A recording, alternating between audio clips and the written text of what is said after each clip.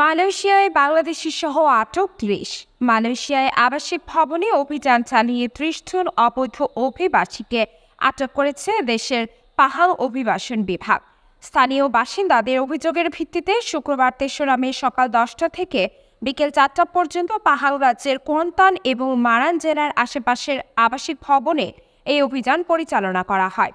শনিবার ৪ঠা মে পাহাং অভিবাসন বিভাগের এক বিবৃতিতে বলা হয়, অভিযানে প্রথমে ৫৫ জন বিদেশিকে তল্লাশি করে ২২ থেকে ৫১ বছর বয়সী ৩০ জনকে ইমিগ্রেশন আইন ১৯৫৯/৬৩ এর অধীনে বিভিন্ন অপরাধের জন্য আটক করা হয়েছে, যার মধ্যে অনুমোদিত সময়ের বেশি দেশটিতে অবস্থান করেছে অনেকে।